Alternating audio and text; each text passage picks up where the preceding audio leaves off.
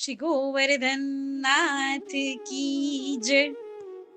રાધા કૃષ્ણના પ્રેમની અંતરંગ લીલાઓ દર્શાવતું એક રસાળ પદ લીધું છે આજે. સખીજનો, એકદમ અંતરંગ લીલાનું પદ છે. સાવધાનીથી, કોઈ લૌકિક ભાવ ન આવે, રસાભાસ ન થાય. પ્રભુ કૃપાથી જોઈએ. રસિકની રસ મેં રહત ગળી. પેલો જ શબ્દ શ્રી શ્યામાજુને કહે છે, રસિકની કહીને સંબોધે છે. કુંભનદાસજીની રચના છે. રસિકની, રસથી ભરેલી. કયો રસ? શ્રી કૃષ્ણ પ્રેમના રસથી નખ શિખ ભરેલી, જેમાં પુષ્પોનો રસ, જેમાં સ્મિતનો રસ, જેમાં આનંદનો રસ, જેમાં હેલીનો રસ, જેમાં કેલીના રસ થી ભરપૂર પરિપૂર્ણ જો કોઈ છે તો એ શ્રી સ્વામિનીજી છે. રસિક પ્રિયા, રસિકની કહીને સંબોધે છે. રસ મેં રહત ગઢી. ગઢી એટલે ડૂબેલી, ખૂચેલી, એકદમ તરબોળ નખ શીખ સુધી. ગઢેલી શું કામ કીધું છે? સમજવા જેવું છે. જ્યારે કોઈ વસ્તુમાં અંદર રસમાં ગઢેલું હોય ને સખીજનો, તો એનું કોઈ પણ અંગ બહાર ન દેખાતું હોય. એ જે રસમાં ગઢેલી છે તો આખું ઉપર સુધી રસ છે, એની અંદર સ્વામિનીજી છે. એટલે કયા છે, અંગ અંગ રોમ રોમ રસ પરિપૂર્ણ, રસ મેં રહત ગઢી હો રસિકની.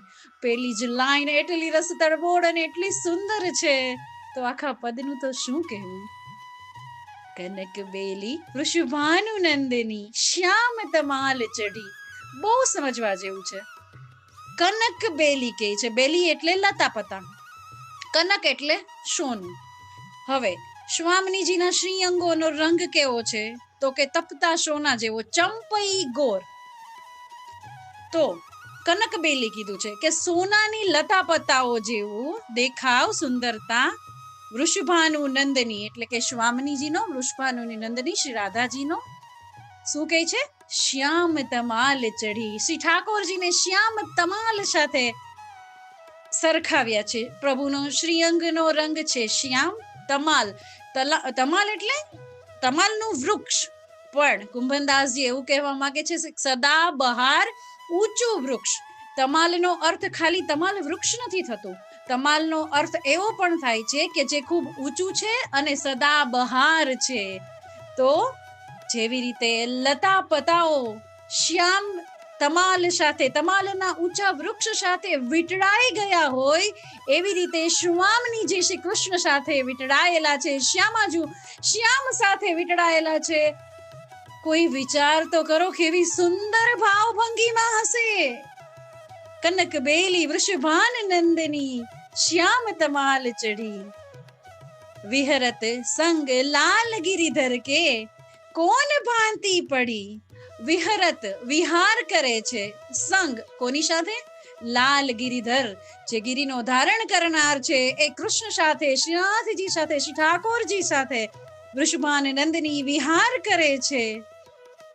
કે કોન ભાંતિ પડી, એની ભાવભંગીમાં એનો પ્રેમ, એ લાગણી, એ કલા, એ રતિ કલા, એ રસ, એ રસિકની એટલી સુંદર વીંટળાયેલી છે. એવો સુંદર વિહાર શ્યામ સાથે કરે છે કે કોન ભાંતિ પડી. કોન ભાંતિ પડી એક મહાવરો છે, જેનો મતલબ થાય છે કે આણે આવી લીલા ક્યાંથી શીખી હશે, અને આના માટે બીજો કોઈ શબ્દ નથી. કોન ભાંતિ પડી. કુંભને દાસ લાલ ગિરિધર સંગ. કુંભનદાસજીની રચના છે. કુંભનદાસજીને આ લીલાના દર્શન થઈ રહ્યા છે સખીજનો, અને આ પદ થકી આપણને, આપણા જેવા જીવોને આ સુંદર લીલાના દર્શન કરાવી રહ્યા છે કુંભનદાસજી. કુંભનદાસ લાલ ગિરિધર સંગ. લાલ ગિરિધર સંગ રતિરસ કેલી બઢી. અટલી તો પરાકાષ્ઠા હતી, પણ હજી કે છે રતિ રસ. રતિના રસની કેલી. કેલી એટલે આનંદ, કિલકારીઓ, આનંદથી ક્યાંય ઉપરનું સ્થાન એટલે કેલી. વઢી, હજી બધી વઢી રહી છે, હજી વઢી રહી છે. શું પ્રેમ છે શ્યામ શ્યામાનો યુગલ સ્વરૂપનો કે કેલી પરાકાષ્ઠા પર પણ વધી રહી છે, વધી રહી છે, વધી રહી છે. આ હા હા હા હા. રસિકની રસ મેં રહત ગઢી.